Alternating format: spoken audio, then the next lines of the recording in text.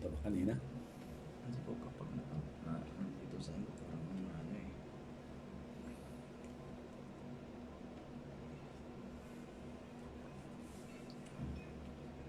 Ito yung laptop.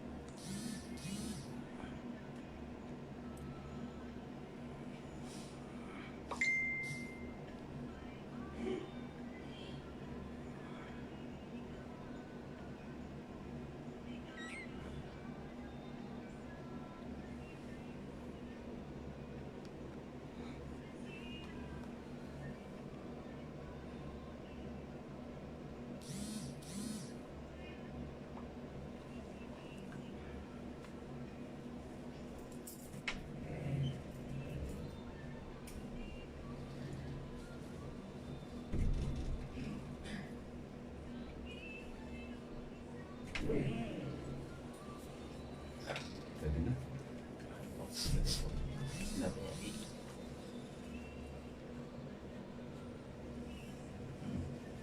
Pwede po.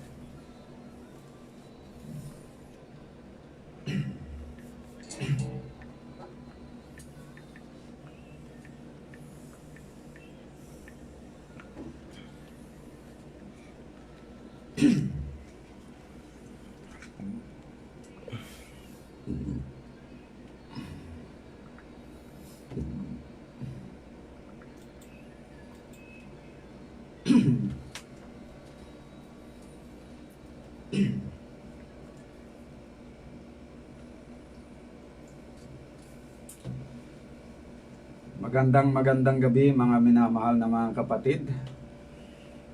Aming pinagagalak na muling magbabalik ang ating programang Ang Tinig ng Reformasyon dito po sa ating radyo, Gospel Radio. Aking binabati po ang mga kapatid at mga kaibigan, mga kababayan natin na laging sumusubaybay sa ating mga programa gabi-gabi. Ganon din ang mga bagong makinig ngayon sa ating pag-aaral ng salita ng Panginoon, at ganon din ang mga viewers natin sa Facebook.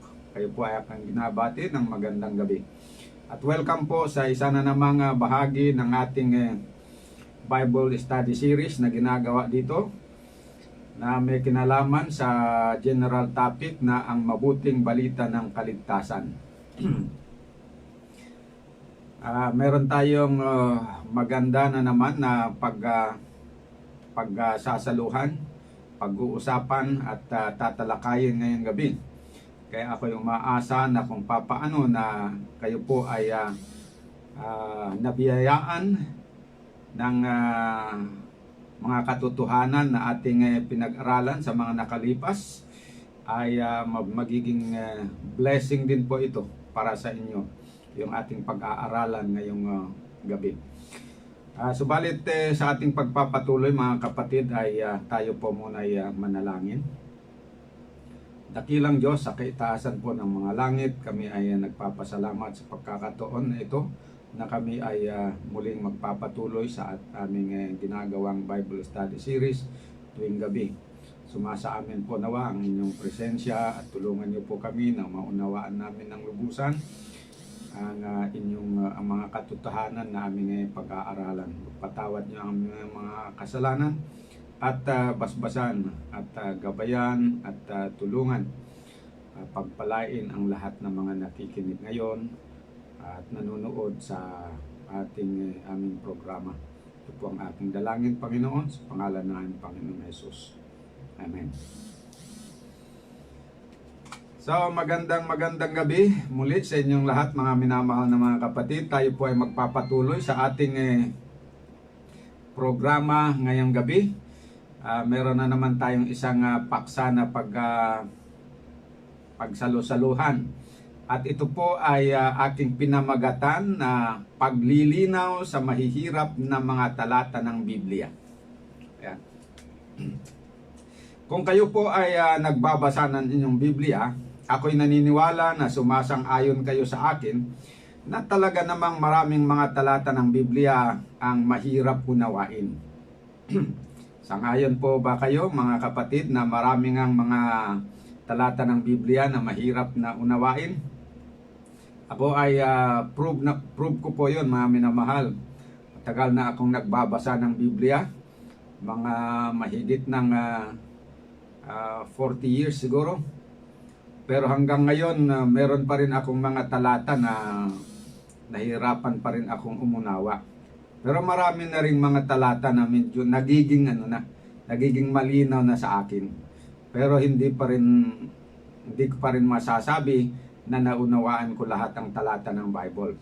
Kaya ngayon po ay nais kong talakayin natin ang ilan sa mga talata ng Biblia na medyo mahirap nga na unawain. Alam nyo, maging si Apostol Pedro, ay sumasang-ayon na ang Biblia, lalo na yung mga sulat ng mga kasamahan na si Pablo, ay meron talagang mahirap na unawain. Basahin natin sa 2 Peter 3 verse 15 to 18. 2 Peter 3 verse 15 to 18. Inyong ariin na ang pagtitiis ng ating Panginoon ay kaligtasan. Ito rin ang isinulat sa inyo ng minamahal na kapatid nating si Pablo ayon sa karunungang kaloob sa kanya. Gayon din naman sa lahat ng kanyang sulat, sinasalita niya ang mga bagay na ito. Ilan sa mga ito ay mahirap unawain at binigyan ng maling kahulugan ang mga hindi naturuan at hindi matatag. Ganito rin ang kanilang ginagawa sa ibang kasulatan sa ikapapahamak ng kanilang sarili. Ano po ang sabi dito sa talatang ating binasa? May mga sinulat daw po si Pablo na mahirap unawain. At ano daw po ang ginagawa ng mga tao sa mga mahirap unawain na mga sulat? Binibigyan daw po ng maling kahulugan. Sa mga sulat lang ba ni Pablo ang binibigyan ng mga tao ng maling kahulugan? Hindi po. Sabi po dito sa talata na ginagawa rin nila ito sa ibang kasulatan. So hindi lang yung sulat ni Pablo ang merong mahirap na unawain, at ang ginagawa naman nitong ibang mga tao na hindi matatag sa pananampalataya ay kanilang minamali ang kahulugan. Minamali nila ang kahulugan ng mga talatang ito, mga kapatid. Ang tanong, makakabuti po ba sa kanila ang pagbibigay nila ng maling kahulugan sa mga talata ng Biblia? Hindi po, dahil sinasabi na ang kanilang ginagawa ay sa ikapapahamak ng kanilang sarili. Ayan po ang malinaw, mga kapatid. Kaya mag-ingat po tayo. Kung tayo po ay mangaral, huwag po nating sadyain na bigyan ng maling kahulugan ang mga nasusulat. Pero kung siguro, kung medyo kaya namamali, talagang sadyang honestly na namamali ang pangunawa, baka may exemption pa yon. May exemption pa yon. Medyo magaan-gaan yon na problema o kasalanan. Kasi hindi mo naman alam, hindi mo naman sinasadya na minamali. Sadyang mali lang yung unawa mo, pero akala mo yan ay tama, ay pagpaumanhin na lang sa Panginoon. Pero yung sasadyain ay na hindi maganda.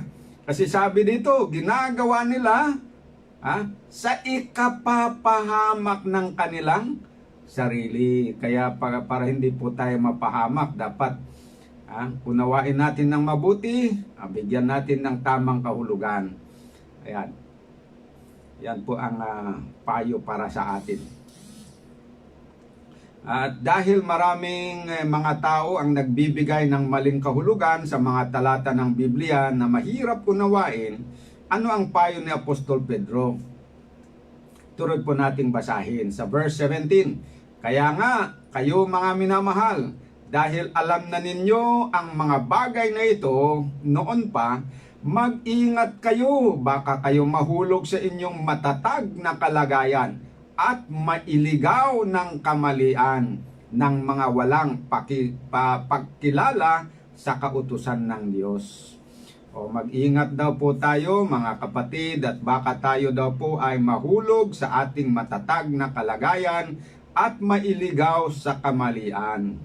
Ano ang kailangan nating maranasan upang tayo'y lalong matatag at hindi mailigaw sa kamalian?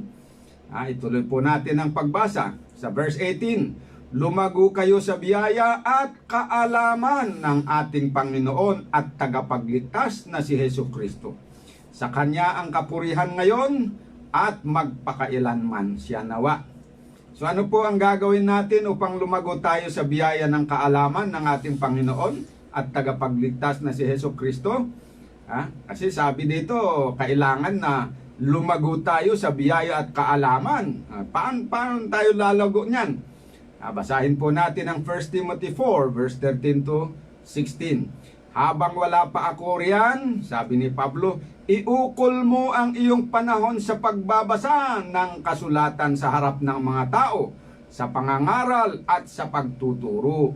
Huwag mong pabayaan ang kaloob na ibinigay sa iyo ng magsalita ang mga propeta at ipatong sa iyo ng mga matatandang pinuno ng iglesia ang kanilang kamay. Isagawa mo ang mga ito at pag-ukulan mo ng panahon upang makita ng lahat ang iyong paglago. Pakaingatan mo ang iyong sarili at ang iyong pagtuturo. Patuloy mong gawin ang mga ito sapagkat sa paggawa mo nito ay maliligtas ka, pati na ang mga nakikinig sa iyo.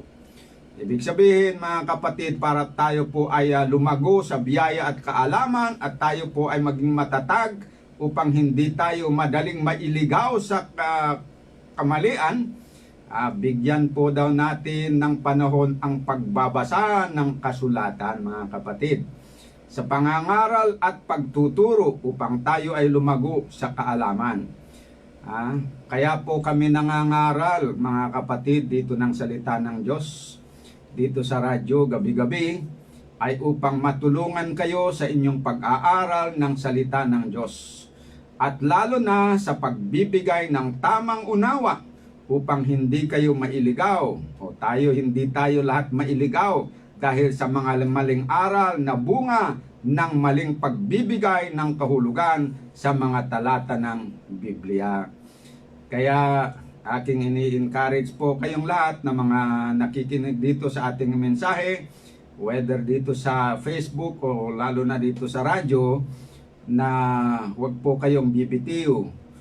Tutok lang po dito, laging pakinggan ang ating pag-aaral upang sa ganon ay matulungan namin kayo na lumago sa kaalaman ng salita ng Panginoon, nang sa ganon ay maitatag tayo sa katotohanan at hindi tayo madaling mailigaw dahil sa mga maling mga pagbibigay ng kahulugan ng salita ng Diyos.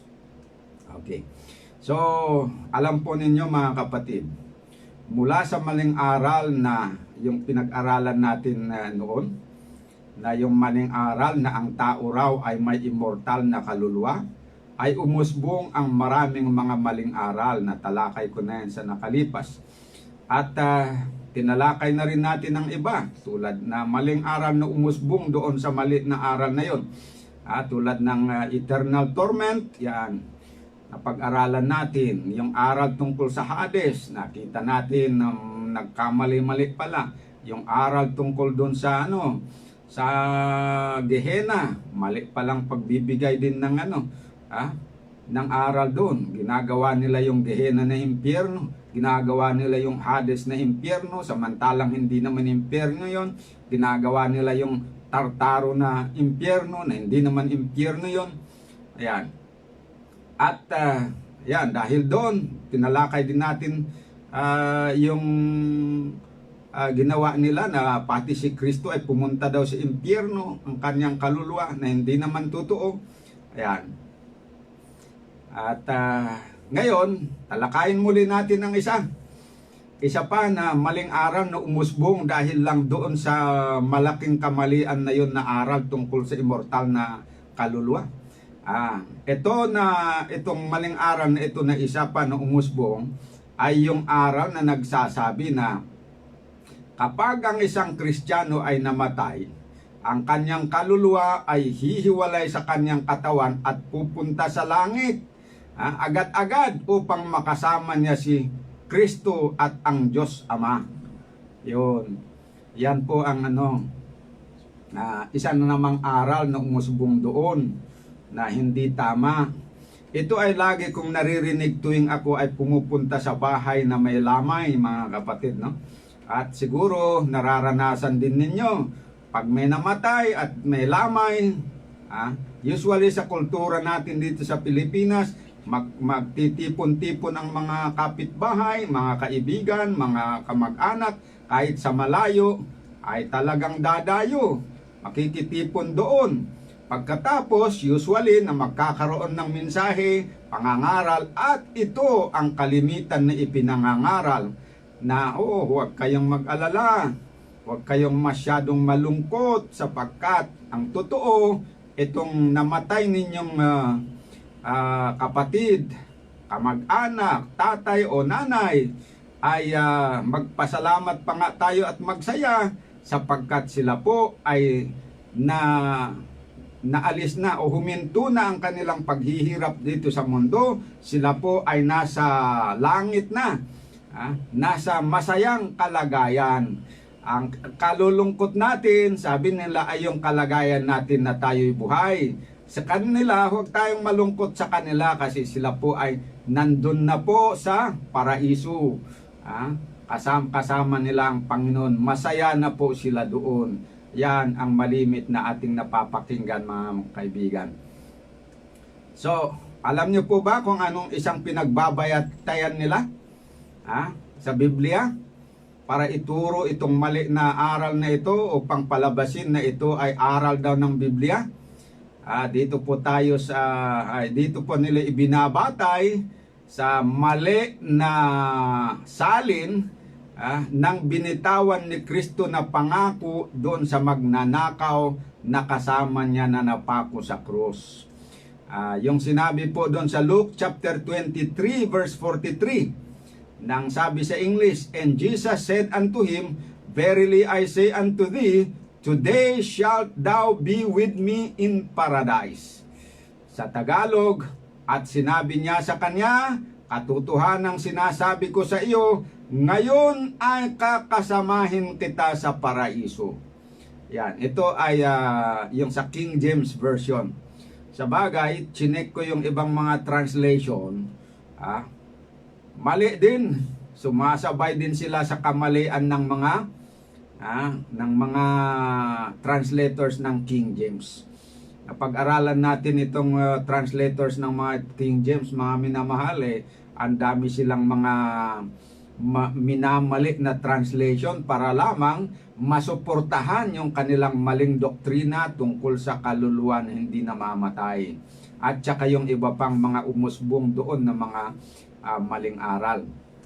Isa na ito, mga kapatid, na minali nila yung pag-translate. Lumalabas kasi dito sa kanilang translation, kung dito lang tayo magbasa, siyempre hindi natin sisihin yung mga nagbabasa lang. Ang masisihin natin dito yung nag-translate kasi siyang nagmali, siyang pasimuno, kaya ang daming nadaya ng mga tao na bumabasa sa pagkaakala na tama pala na translation ito, yun pala yung mali. Kasi dito sa translation na ito, lumalabas sa talatang ito na sinasabi daw ni Jesus na sa araw ng Biyernes na yon, kasi Biyernes yon ipinako si Kristo, no? Biyernes Santo ang tawag nila doon, tapos Sabado yung sumunod, tapos ikatlong araw yung Linggo. Ayan. Sabi nila na doon sa araw na yon ng Biyernes, silang dalawa, si Kristo at saka si itong magnanakaw, ay magsasamang pupunta sa paraiso. Yan. At bibigyan ngayon nila ng kahulugan na yung paraiso ay sa langit. Which totoo naman na ang paraiso ay nasa langit. So, galing dito sa talatang ito ay pinangaral nila na kaya kung ganito ang nangyari sa kanila, ibig sabihin tayo din na mga mananampalataya ngayon tulad ng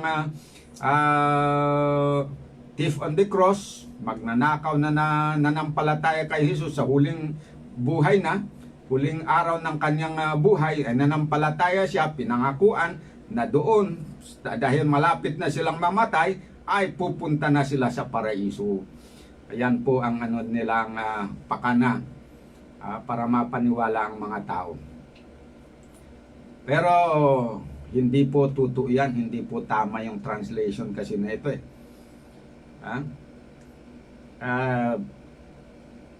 itatapat ko sa inyo ang isang translation na isang magandang translation na ito na tama. Pero huwag muna kayong maniwala kaagad ngayon habang nagpapaliwanag ako. Mamaya na.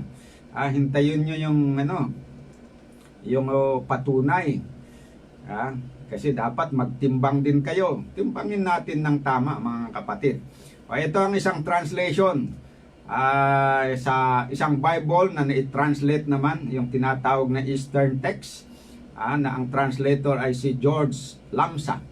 Ito ang paborito ng mga membro ng Iglesia ni Cristo George Lamsa translation, dated July 1940. Okay, paano ba niya na-translate ito? Yung Luke 23 verse 43. Basahin po natin.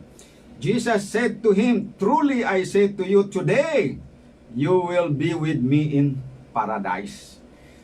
Sa Tagalog, at sinabi niya sa kanya, "Katotohanang sinasabi ko sa iyo ngayon, ay kakasamahin kita sa paraiso." Ayan. So, doon sa unang translation, kung papansinin nyo dito sa Tagalog, medyo sumunod doon sa English.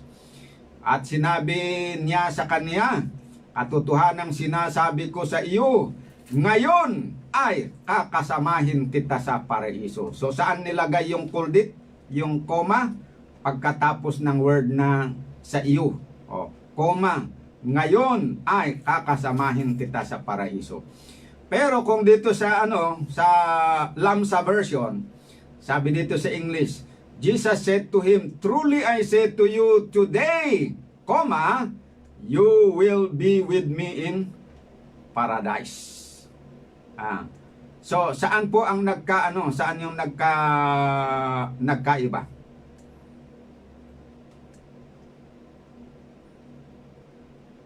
Saan po yung nagkaiba? Dito po sa Lamsa version. Yung comma, dito tayo sa English Dito sa English, sa King James version, sabi na, "Verily I say unto thee, comma, tapos today shalt thou be with me in paradise." So yung comma ay linagay doon sa thee. Bago yung today. Pero dito sa Lamsa version, ang comma ay linagay dito, hindi before yung today, kundi after. So sabi doon, "Truly I say to you today, comma, you will be with me in paradise. Ano ang ano doon? Koma lang ang nagka-problema dito kung saan mo ilagay yung koma. Pero malaking pagbabago sa meaning kung saan mo ilagay yan. Kung dito sa placement na ginawa ng mga translators ng King James Version, sabi niya, verily I say unto thee, today shalt thou be with me in paradise. Ang kahulugan nito ay ganito, na doon sa araw na yon, si Kristo at saka yung magnanakaw ay magsasama doon sa paraiso. Yan. Yan ang pangako ni Kristo na sa araw na yon, sila ay magsasama doon sa paraiso. Pero, kung dito natin tignan sa translation ng Lamsa na ang koma ay ilagay mo doon sa after ng word na today. Truly I say to you today, you will be with me in paradise. Ibig sabihin dito na yung pangako ay ginawa sa araw na yon. Pero yung ipinangako na sila'y magsasama sa paraiso ay hindi sa araw na yun mangyayari, kundi sa future, sometime in the future. Ha? Tulad lang ng mga kuyong dalaga, binata doon sa dalaga. Sasabihin ko sa iyo ngayon, pakakasalan kita. Kailan ginawa yung pangako? Ngayon. Yan. Pero kailan pakakasalan? In the future. Pero kung ibahin mo yung koma, sasabihin mo na sasabihin ko sa iyo, ngayon ay pakakasalan na kita. Di kailan mong pakakasalan? Ngayon, sa araw na ito. Yon ang meaning. Pero kung ibahin mo yung placement ng koma, ay maiiba ang meaning. So yan lang po mga kapatid ang doon, pagkakaiba sa translation. Ang tanong ko dito, kaninong translation ang tama? Yung King James Version at saka yung ibang mga version o itong Lamsa Version at saka yung ibang mga version na ganito din ang pagkalagay. Okay. Patunayan po natin sa Biblia kung alin sa dalawa ang tama. Okay. Tingnan natin dito sa King James Version, tama ba o totoo ba ayon sa pangyayari na si Kristo at saka yung magnanakaw sa araw ng Biyernes na yon ay nagsama silang pumunta doon sa paraiso ng Diyos? Totoo ba? Sabi ng iba, totoo. Pero sabi ng Biblia, hindi totoo. Bakit po? Yung iba kasi hindi nila kinukonsider yung ibang pangyayari. Doon lang sila magbase. Akala nila, nangyari talaga yun. Hindi nila alam na hindi yun nangyari. Na nagsama sila sa paraiso. So, pinagpalagay lang ng ibang maraming mga tao na nangyari yun ayon doon sa pangako ni Kristo dahil hindi naman daw nagsisinungaling si Kristo, which is correct naman na hindi nagsisinungaling, pero mali lang yung pagka-translate doon sa kanyang sinabi. Binago yung meaning. Okay. Anong patunay na mali yung pagka-translate ng King James? Okay. Unang-una, alamin natin nasaan ba yung paraiso na tinutukoy ni Kristo. Nasaan ba yung paraiso? Sa bagay, sabi nila, nandun sa langit. Pero alam nyo, meron din akong natuklasan sa pagbabasa ko na meron ding nagsasabi na hindi pala sa langit yung paraiso. Nandun daw sa Hades. Yun daw yung pinag-aralan natin sa nakalipas ba na sa parable of the rich man and Lazarus, na doon sa Hades ay dalawa yung compartment, yung may apoy at saka yung isa namang compartment yun yung tinatawag nila na Abraham's bosom. Yun daw ang paraiso ng Diyos. Pero wala po tayong mababasa na yung paraiso ng Diyos ay nasa Abraham's bosom. Pinagpalagay lang na naman itong mga tao na gustong i-promote yung maling aral. Basahin po natin Revelation 2 verse 7 para alamin talaga natin kung nasaan yung paraiso. Sabi rito, ang may pakinig ay makinig sa sinasabi ng Espiritu sa mga iglesia.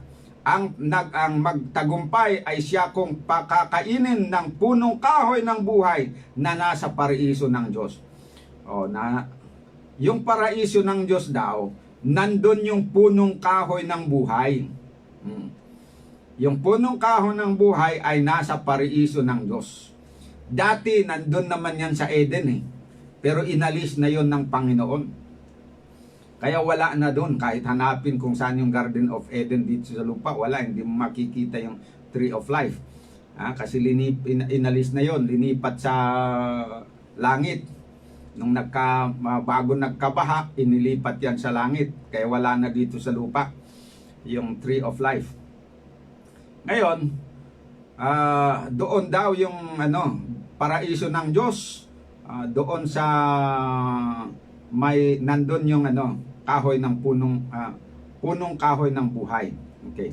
Ngayon, nasaan itong paraiso ng Diyos na kung saan na doon masusumpungan itong punong kahoy ng buhay? Okay.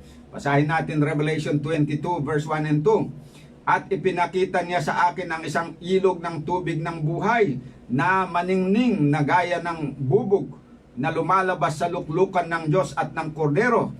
Sa gitna ng lansangang yaon at sa dako rito ng ilog at sa ibayo nito, naroon ang punong kahoy ng buhay na namumunga ng 12 iba't ibang bunga na namumunga sa bawat buwan, at ang mga dahon ng punong kahoy ay pangpapagaling sa mga bansa. So, nakita na natin. Nasaan yung paraiso ng Diyos? Nasaan daw po? Sabi dito, yung paraiso ng Diyos, nandun yung punong kahoy ng buhay. Saan nakita yung punong kahoy ng buhay? Doon po daw sa dako ng ilog. Ilog ng, anong klaseng ilog ito? River of Life, ilog ng buhay. Saan ngayon nagmumula itong ilog ng buhay? Doon lumalabas sa luklukan ng Diyos at ng Kordero. Nasaan ba ang luklukan ng Diyos? Siyempre nasa langit. At doon daw po ay merong sa harapan ng luklukan ng Diyos at ng Kordero ay merong ilog ng buhay doon, at doon sa gawin yon, nandun yung punong kahoy ng buhay. Kaya tama naman yung sinasabi nila na ang paraiso ay nasa langit. Pero mali yung sinasabi ng iba na ang paraiso ay nasa Hades. Mali yun. Tama yung sabi na ang paraiso ng Diyos ay nasa langit. Kaya ang tanong, dahil nasa langit ang paraiso ng Diyos, nung bang si Kristo at saka yung thief on the cross na yon, yung magnanakaw, nakasama niya na ipako sa cross, sila bang dalawa nung Biyernes na yon ay nakapunta doon sa langit, sa harapan ng Diyos? Dahil yon naman yung paraiso. Nakapunta ba sila doon o hindi? Nung Biyernes na yon? Hindi po. Pero kung totoo sana na ganun yung pangako ni Kristo, siguro nga pumunta sila doon na dalawa. Pero hindi. Paano natin nalaman na hindi yon? At saka hindi yon yung talagang gustong palabasin ni Kristo nung binitiwan niya yung mga salita na yon. Si Kristo mismo ang nagpatutuo. John 20 verse 16 and 17 sabi dito. Sinasabi sa kanya ni Jesus, ito nung nabuhay na maguli si Jesus nung umaga ng Sunday, pumunta si Maria at nung nakita niya si Jesus, kinausap niya at sabi dito, sabi sa kanya ni Jesus, Maria, lumingon ngayon siya. Si Maria lumingon at nagsabi sa kanya sa wikang Hebreo, Rabboni, na ang ibig sabihin ay guro. Sinabi sa kanya ni Jesus, huwag mo akong hipuin sapagkat hindi pa ako nakaakyat sa Ama. Ngunit pumaroon ka sa aking mga kapatid at sabihin mo sa kanila, aakyat ako sa aking Ama at iyong Ama at aking Diyos at iyong Diyos. Ano ang sinabi dito? Noong umaga ng Sunday, hindi pa nakaakyat si Jesus doon sa langit na kinaroroonan ng kanyang Ama, na yun yung paraiso ng Diyos. Hindi pa siya nakapunta doon. Ibig sabihin na nung Biyernes, na siya nakapako doon, At nung siya ay namatay, siya ay inilibing, hindi siya nakapunta doon sa paraiso ng Diyos, sa tahanan ng kanyang ama. Kaya mali yung translation ng King James na pinapalabas nila na sinabi daw ni Kristo na sa thief on the cross na sa araw na ito ay makakasama tayo doon sa paraiso. Dahil kung yon ang kanyang sinabi, nagsinungaling siya. Dahil siya mismo ang nagsabi na nung umaga ng Sunday, hindi pa siya nakapunta sa paraiso ng Diyos. Ayan. So mali yung translation. Ano ngayon ng alin ang tama? Siyempre, mas tama yung translation ni Lamsa na sinabi doon na truly I tell you today, you will be with me in paradise. So yung ibig sabihin, yung pangako ni Kristo, nangako siya sa araw na yon. Pero yung ipinangako niya na makakasama niya yung magnanakaw na yon sa paraiso, ay hindi sa araw na yon matutupad, kundi matutupad yan sometime in the future. Kagaya ng illustration ko ngayon na kung ang isang binata ay magsabi sa kanyang nobya, sasabihin ko sa iyo ngayon, siguradong pakakasalan kita. Di ibig sabihin, nangako siya sa araw na yon, pero yung pakakasal hindi mangyari sa araw na yon, kundi sa future.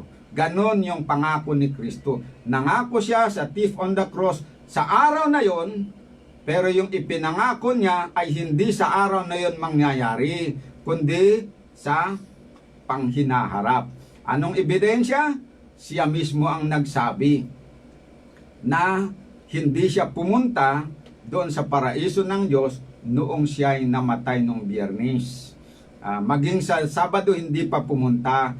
Noong Sunday morning na bago siya na-resurrect, hindi pa pumunta.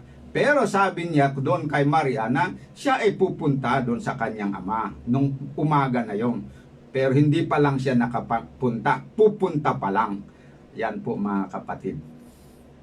So malinaw po mga kapatid na alam nyo, ito lang parang koma lang ang pinagkaiba na bago na yung meaning. Talaga namang totoo yun Just a placement of a comma can change the meaning of a sentence. Yeah. Kaya ang mali ng mga translators ng King James at saka yung ibang version, hindi sila nagkamali doon sa pag-translate ng words. Pero yung yung paggawa ng sentence para yung kahulugan ba, yung kahulugan ay maitama. Minali nila yung kahulugan sa pamamagitan lang ng mali na paglagay ng koma. Mabuti nga yung ibang mga translators nakita nila, kaya tinuwid nila. Kaya na dito ngayon, hindi na tayo nabuking na yung mga pangluloko ng ibang mga translators. Huwag na tayong magpadaya pa dun sa mga translators na hindi tapat. Kaya kami po ay nagpapayo na huwag lang po tayong mag-rely sa iisang version. Kailangan na kung mag-research po tayo, magbasa tayo, hindi lang tayo mag-rely sa isang version. Magbasa rin tayo ng ilang Bible translations sapagkat hindi natin kukubli ang katotohanan na may mga translators talaga na maloko din. Ginagamit nila yung kanilang translation para dayain ang kapwa nila. Kaya huwag tayong mag-rely sa isang translation. Babala din ito sa mga tao na kung minsan tinatawag na mga loyalist ng King James Version. Alam nyo, ang King James Version may mga mali din. That is a good translation, pero hindi perfect pa rin yan. Yan po ang aking maipapayo dyan sa inyong mga kapatid. Dadako tayo sa isa pa. Sa isa pa na ginagamit nila, no? Dito naman tayo sa Philippians chapter 1 verse 21 to 24. Ito yung pangalawang talata na ginagamit nila para i-promote yung maling aral na ang taang Kristiyano kapag namatay, siya ay makakapunta kaagad sa langit. Ang unang ginagamit nilang talata ay yung wrong translation ng King James Version tungkol doon sa thief on the cross. Ang ikalawa naman ay yung mali na pagbibigay nila ang kahulugan dito sa sinabi naman ni Pablo. Pinapalabas naman nila na si Pablo daw ay nagsabi na pag siya namatay ay agad-agad siyang pupunta sa langit. Di parang magkaparehas. Kaya kung kukunin mo yung maling translation doon sa pangako ni Kristo doon sa thief on the cross, tapos isama mo itong salita ni Pablo, tapos minali nila yung meaning, parang dalawa na ang saksi na magpapatunay kuno na totoo yung aral na pag namatay ang Kristiyano, diretso yung kanyang kaluluwa doon napunta sa langit. Pero mali, napatunayan natin ng unang talata na ginamit nila hindi tama. Etong pangalawang talata, hindi rin tama ang pangunawa. Tama yung sinasabi ng talata, pero minamali nila yung kahulugan. Yan po mga kapatid. Papatunayan din natin yan. Hindi upang tuligsahin sila, kundi upang matulungan ang mga tao na makita ang katotohanan upang hindi mailigaw sa pamamagitan ng maling aral. Yan po mga kapatid. Kaya sana po huwag kayong magalit sa akin sa aking ginagawa na pagbibigay ng matuwid at tapat na pangangaral ng salita ng Panginoon.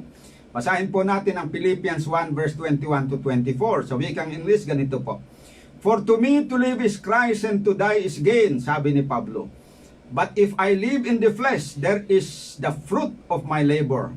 Yet what I shall choose I wot not. For I am in a strait between two, having a desire to depart and to be with Christ, which is far better. Nevertheless, to abide in the flesh is more needful for you. Sa Tagalog, sapagkat saganang akin ang mabuhay ay si Kristo at ang mamatay ay pakinabang. Ngunit kung ang mabuhay sa laman ay siya kong palad, ito'y magiging mabungang pagpapagal na aywan ko nga kung ano ang aking pipiliin. Sapagkat ako'y nagigipit sa magkabila. Nagigipit daw doon sa dalawang pagpipilian. Ako'y may nasang umalis. Ayan. At sumasa kay Kristo sapagkat ito'y lalong mabuti. Ayan. Gayon may ang manatili sa laman ay siyang lalong lalong kinakailangan dahil sa inyo. So ano po yung pinagpipili sa kanya? Dalawa yung mamatay at makasama si Kristo, o kaya hindi mamatay at tuluyang makasama niya yung kapwa niya Kristiyano. Yon ang pinagpipilian niya. Ano kaya? Kasi kung mamamatay siya, makakasama niya daw si Kristo. At saka kung hindi siya mamamatay, makakasama niya yung kapwa niya ng mga Kristiyano. Okay, so dito tayo po i-analyze natin yung talatang ito dahil ito na naman yung laging ginagamit para patunayan na nung si Pablo daw ay namatay, ay ang kanyang kaluluwa ay pumunta at sumama kay Kristo. Pero wala po tayong mababasa dito wala pang ang binabanggit na kaluluwa dito Never, wala pong binabanggit na kaluluwa dito, wala ding binabanggit dito na langit. Tandaan natin yan. Kahit balik-balikan natin basahin, wala pong sinasabi dito na kaluluwa ni Pablo, wala sinasabi din na langit. Okay. So, merong dalawa na future event na inaasahan ni Pablo na mangyayari sa kanyang karanasan. Una ay yung sabi niya dito sa verse 23 na having a desire to depart. Yan. Having a desire to depart. Sa Tagalog, ako'y may nasang umalis. Yung desire to depart ay tinutukoy doon yung kanyang kamatayan. Na siya ay pumanaw na dito sa mundo. Yan. And then, next na event is, yung pagkatapos na ipumanaw, ay yung sinabi, to be with Christ, which is far better. Sumakay Kristo sapagkat ito'y lalong mabuti. Okay. Yun po yung dalawang binabanggit niya dito na future event. Na ikino-contrast niya dito sa kung hindi siya mamamatay, makakasama niya yung mga alagad. So tandaan po natin na hindi pinaliwanag ni Pablo dito kung kailan niya inaasahan na siya ay makasama niya si Kristo. O, tandaan na ninyo yan ha. Ulitin kong basahin para maging sapagkat ako'y naghigipit sa magkabila. Ako'y may nasang umalis at sumakay Kristo sapagkat ito'y lalong mabuti. Gayon may ang manatili sa laman ay siyang lalong kinakailangan dahil sa inyo. Yan. So yan, tandaan po natin yan. Dito, kung kailan inaasahan ni Pablo na siya ay sumasa kay Kristo o makakasama niya si Kristo, hindi niya pinaliwanag kung kailan. Tandaan natin yan ha.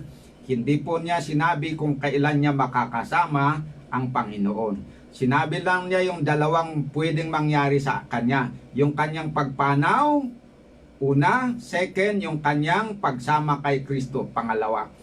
Kung kailan niya makakasama si Kristo, hindi niya pinaliwanag. Hindi niya sinabi na makakasama niya si Kristo immediately after na siya mamatay.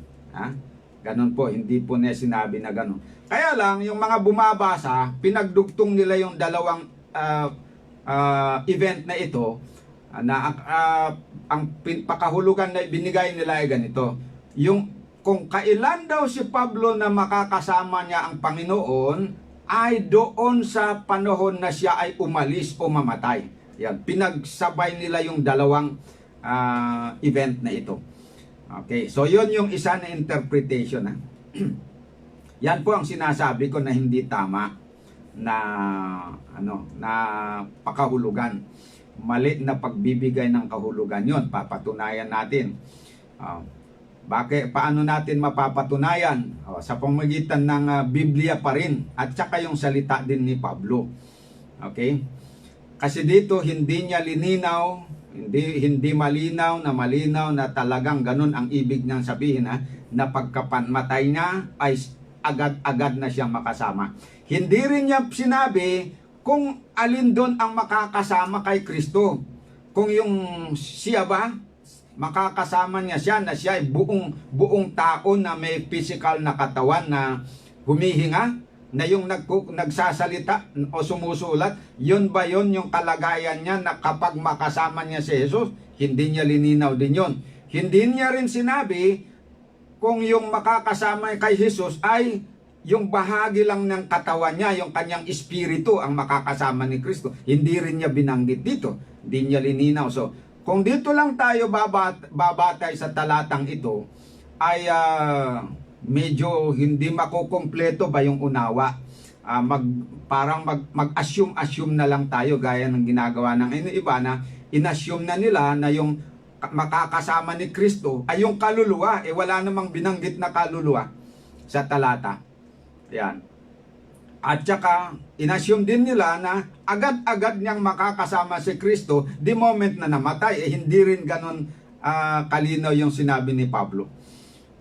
Kaya dito, pwede natin gamitin yung prinsipyo na sinabi ng 2 Peter 1 verse 20. Nasabi doon sa English, knowing this first that no prophecy of the scripture is of any private interpretation. So dito pala doon sa pag-aaral natin sa Biblia, huwag tayong basta-basta binasa natin tapos gamitin lang natin yung sarili nating unawa. Palagay ko ganito ang ibig sabihin. Hindi po tama yun. Hindi safe yun. Pwede rin na kung gamitin natin yun, pwede rin na matiming na mayroon din tama din yung unawa natin. Pero in many cases, mamamalit talaga tayo. So ang gagawin natin, mas to be safe, na yung ating interpretation ay tama, meron yung tinatawag na let the Bible interpret itself. Paano? Basahin natin ang 1 Corinthians 2 verse 13.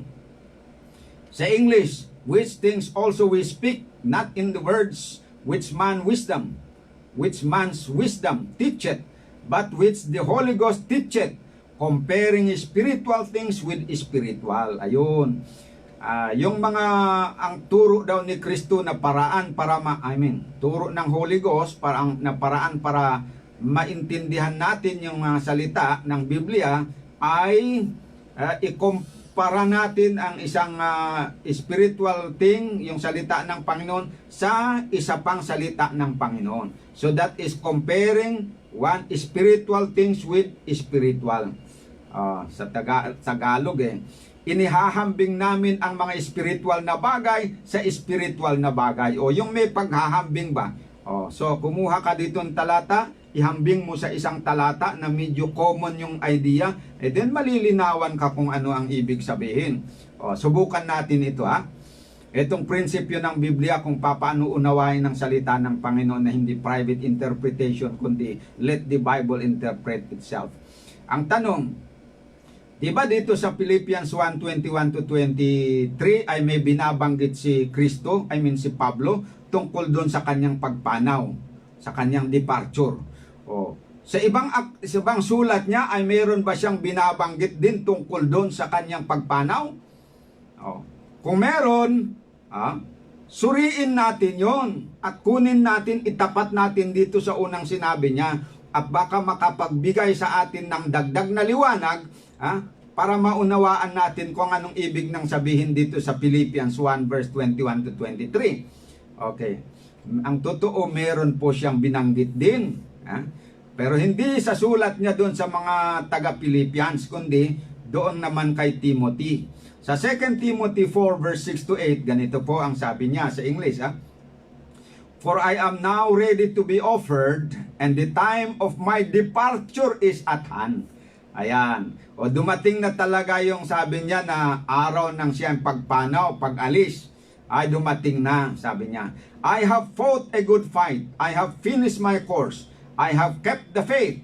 Henceforth there is laid up for me a crown of righteousness, which the Lord, the righteous judge, shall give me at that day. And not to me only, but unto all them also that love His appearing. Okay, so malinaw dito binabanggit niya yung kanyang pagpanaw o pag-alis. So parehas yung context ng Philippians 1:21-23 at dito naman sa 2 Timothy 4 verse 6-8. Sa Tagalog, basahin ko. Ito ay sapagkat ibinuhos na ako tulad ng isang handog. Sumapit na ang panahon ng aking pag-alis o pagpanaw. Nakipagbaka ako ng mabuting pakikibaka. Natapos ko na ang takbuhin. Naingatan kong lubusan ang pananampalataya. Dinatapos na niyang obligasyon, naging tapat na siya, ready na siya na mamatay. Yan ang sabi niya. Anong dagdag na sinasabi niya dito sa verse 8? Kaya nga, ang Diyos ay naglaan para sa akin sa itaas ng isang gantimpalang putong ng katuwiran. Ang Panginoon na siyang matuwid na tagahatol ang magbibigay sa akin nito. Ano daw yung ibibigay ng Panginoon sa kanya? Yung gantimpalang putong ng katuwiran. So bago namatay si Pablo, sa hindi pa siya namatay, nakatanggap na siya ng assurance mula sa Panginoon na yung kanyang gawain talagang successful siya. Natapos na niya yung mission niya dito sa lupa. Nakapaglaban siya ng tapat. Kaya may assurance ng Panginoon binigay sa kanya na merong inilaan para sa kanya na gantimpala ng putong ng katuwiran. Ayan. Yan po ang pinapaliwanag ni Pablo. At kailan daw ibibigay itong gantimpala sa kanya? Ulit basahin natin. Ang Panginoon na siyang matuwid na tagahatol ang magbibigay sa akin. Pinangakuan ng Panginoon na ibibigay sa kanya yung putong ng katuwiran. Kailan? Ang Diyos na tagahatol ang magbibigay sa akin nito sa araw na iyon. O future na araw. Hindi niya sabi sa araw na ito na ako'y mamamatay. Hindi. Kailan daw niya tatanggapin yung putong ng buhay? Sa araw na iyon. May tinutukoy niyang panahon sa hinaharap. Hindi sa araw na ito. Yon ang magbigay sa atin ng susi, yung clue, para maintindihan natin yung sinabi niya doon sa Philippians chapter 1 verse 21 to 23 na pumapanaw siya, tapos meron siyang inaasahan na makakasama niya ang Panginoon pagkatapos siya mamatay. Ngayon, ang unawan ng iba, agad-agad, pag siya namatay, agad-agad na makasama niya si Kristo. Pero ayon dito sa paliwanag niya, pag siya namatay, meron siyang tatanggapin na putong ng kaluwalhatian, putong ng katuwiran na inilaan ng Diyos na ibibigay sa kanya, hindi sa araw na yon, kundi hindi sa araw na ito na siya mamamatay, kundi sa araw na iyon, sa future. At hindi lang daw para sa kanya, tuloy natin, at hindi lamang sa akin, kundi sa kanila na nagmamahal sa kanyang pagpapakita. Yan. So yan po yan. Sa wikang English, and not to me only, but unto all them also that love His appearing. Yan. Kaya kailan po daw ibibigay ng Panginoon yung crown of righteousness na inilaan para sa kanya? Hindi sa araw ng kanyang kamatayan, kundi sa araw na yon. In that day. Ano yung day na tinutukoy? May clue na binigay dito sa huling talata. And not to me only, but unto all them that love His appearing. Ayan. So, sabay-sabay pala, lahat ng mga naghihintay sa pagbabalik ni Kristo, muling pagpaparito ni Kristo, kasama si Pablo, sabay-sabay nilang tanggapin yung gantimpala. Kailan? Sa kanyang pagparito. Mamamatay man, pero merong nakalaan na putong ng katuwiran. Kailan tatanggapin? At the second coming of Christ. Yan po ang malinaw na sinasabi niya. Pero gantimpala naman ang sinasabi dito na tatanggapin niya. Hindi naman sinabi na makakasama niya ang Panginoon sa panahon na tanggapin niya yung gantimpala.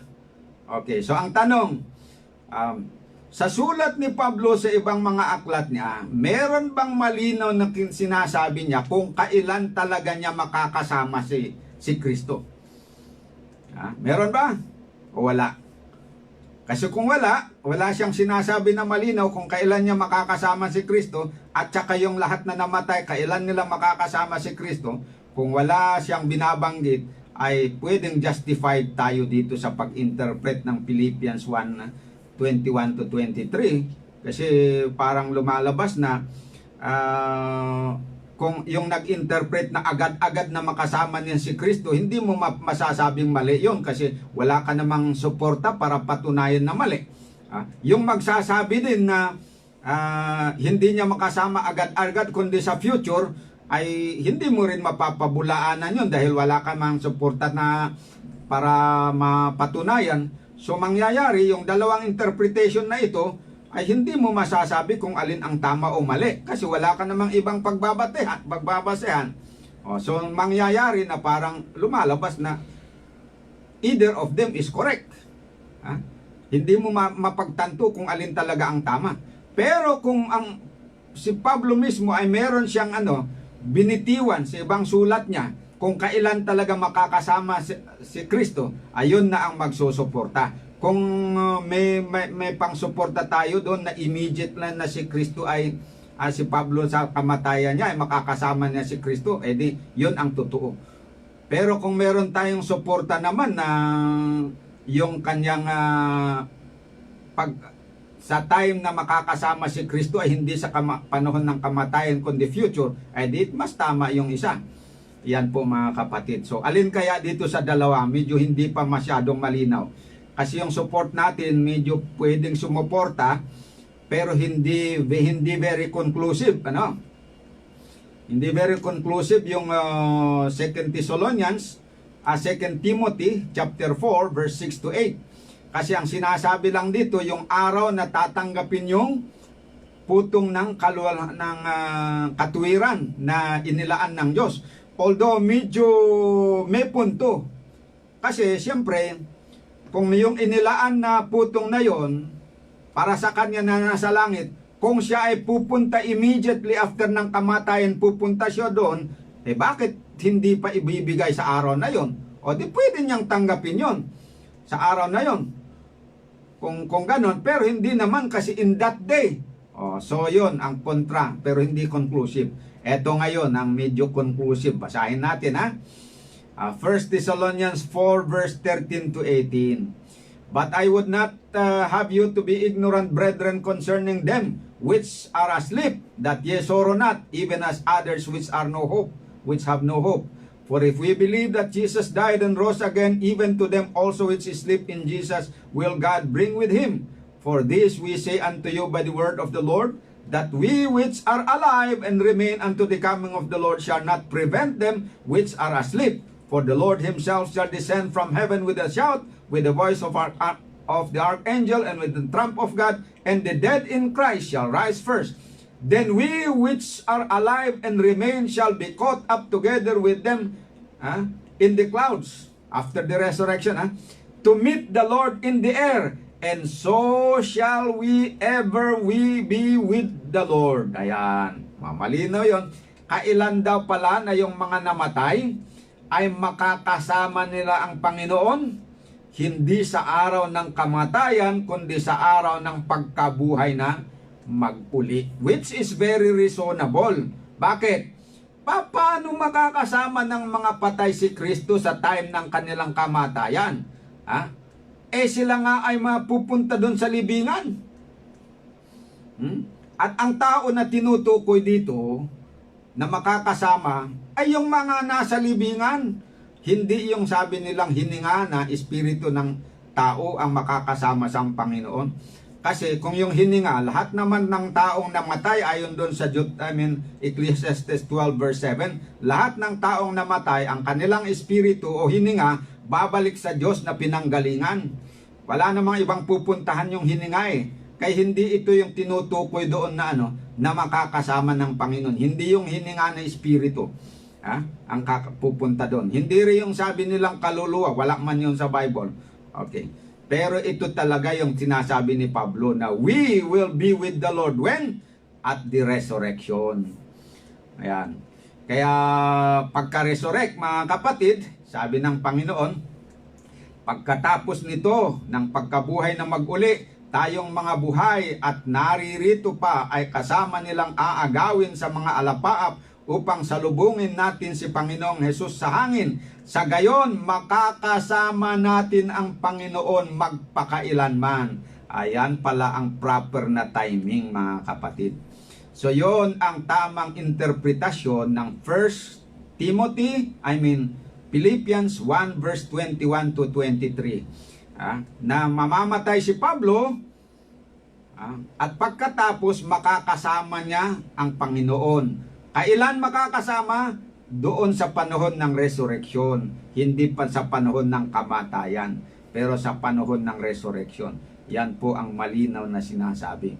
Kaya tama lang na hindi kailangan na pahabain pa ang buhay ni Pablo dahil sabi nga niya, I have fought a good fight, I have finished my course, I have kept my faith. Kaya okay lang na siya ay ihain na o mamatay na. Kaya lang, siyempre malaking kawalan siya sa mga Kristiyano kasi mawawalan sila ng mabuting pastor. Kaya nga, sabi niya doon sa verse 7 ng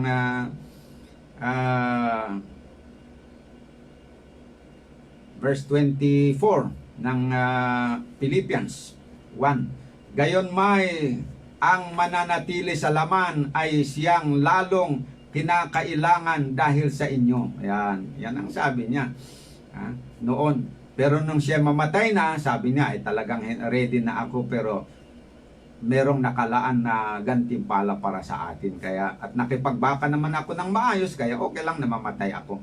Kaya bilang conclusion mga kapatid, dahil wala na po tayong time, ganito, kukuha tayo ng lesson dito kay Pablo. No? Ang maganda yung iniwan niya sa atin na halimbawa. Ano po yung iniwan niya? Sabi niya dito, basahin natin ang 2 Timothy 4 verse 6 to 8. Ito ay sapagkat ibinuhos na ako tulad ng isang handog. Sumapit na ang panahon ng aking pag-alis o pagpanaw. Nakipagbaka ako ng mabuting pakikipagbaka. Natapos ko na ang takbuhin. Naingatan kong lubusan ang pananampalataya. Kaya nga ang Diyos ay naglaan para sa akin sa itaas ng isang gantimpalang putong ng katuwiran. Ang Panginoon na siyang matuwid na tagahatol ang magbibigay sa akin nito sa araw na iyon. At hindi lamang sa akin, kundi sa kanila na nagmamahal sa kanyang pagpapakita o muling pagbabalik. Mga kapatid, tapos na ang misyon ni Pablo. Ready na yung gantimpala. Pero meron siyang binitiwan dito na na pangako. Yung gantimpala na yon na hinihintay niya, ready na sa kanya, assured na sa kanya, ay naka-assured din para doon sa mga iba na nagmamahal sa kanyang pagbabalik. Kaya lang, may kondisyon. Para ma-assured naman tayo na sa araw na yon ay makakasama natin ang Panginoon. Mamatay man tayo ay mabubuhay tayo. Kailangan na tularan natin si Pablo. Anong gagawin natin? Habang tayo nabubuhay, makipagbaka tayo ng mabuting pakikibaka. Yan. Sabi ni Pablo, nakipagbaka ako ng mabuting pakikibaka. Kaya kung matatandaan nyo mga kapatid, meron tayong isang gabi sa nakalipas na pinag-aralan natin yung fighting the good fight of faith. Makikibaka ng mabuting pakikibaka. Yan po ang kailangan natin ngayon. Dahil kung hindi tayo makibaka ng mabuting pakikibaka, mga minamahal, mabuti lang kay Pablo kasi assured na yung kanyang kaligtasan, assured na yung kanyang gantimpala.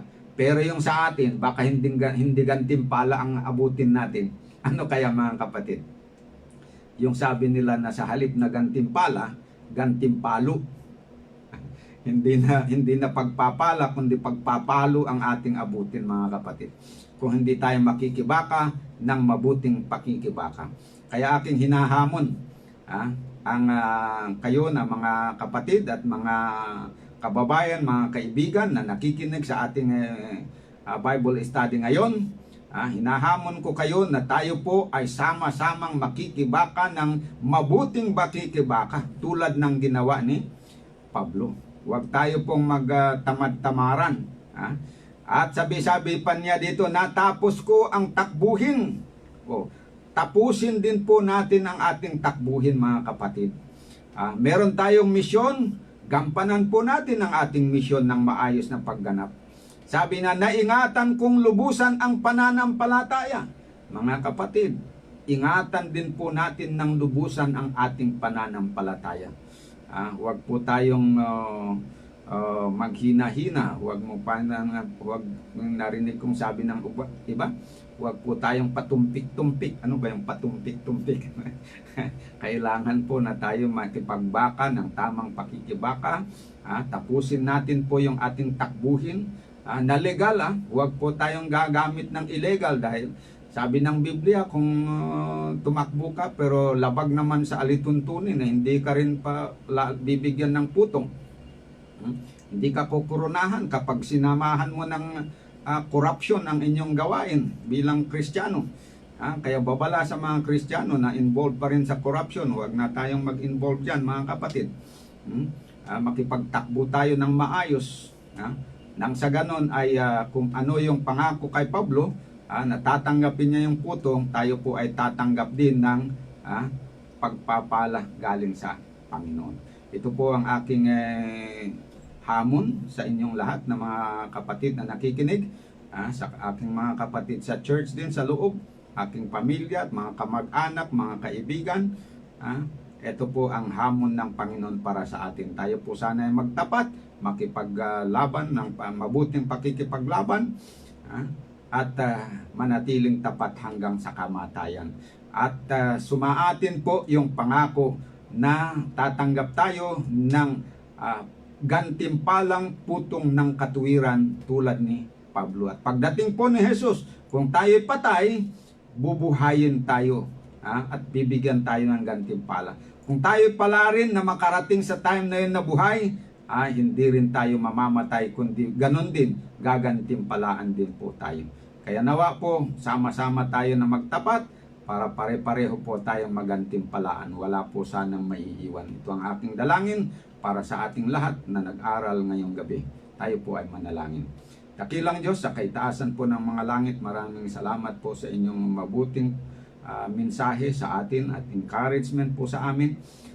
Napakaganda po ang mensahe ninyo sa amin. Tulungan niyo po kami, gabayan niyo kami ng inyong banal na espiritu upang sa ganon ay kami po ay tunay na makibaka ng mabuting pakikibaka ng pananampalataya. Umiwas sa mga tukso at gumawa ng mabuti. Ito po ang aking dalangin para sa aming lahat.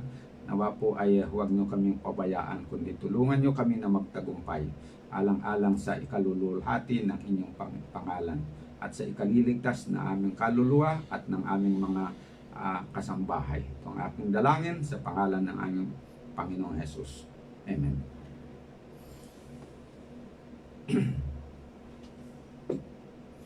Okay, mga minamahal, maraming salamat po sa inyong pakikinig. At sa mga nakikinig ng radyo, kung meron pa po kayong mga katanungan sa ating mga lessons sa nakalipas at sa ngayon, mangyari po, pwede po kayong magtanong, magpadala ng inyong mga katanungan dito po sa ating numero ng radyo, 0936-3429-428. Ulitin ko, 0936-342-9428. Yan po ang ating numero dito sa radyo. Kung meron po kayong katanungan na nais nyo po na mabigyan ng kasagutan o paglilinaw, ay malaya po kayo na magpadala ng inyong mga katanungan at sa mga susunod na pagkakataon ay bibigyan po natin ng panahon upang sagutin. At baka po maisama doon po sa ating discussion gabi-gabi. Isasama din po natin kung meron po kayong mga katanungan na ipararating po sa amin. Nang sa ganon ay tayo magtulungan sa ating paghahanda para sa langit na bayan. Ito po ang aking mensahe sa inyo. Good night at God bless you all.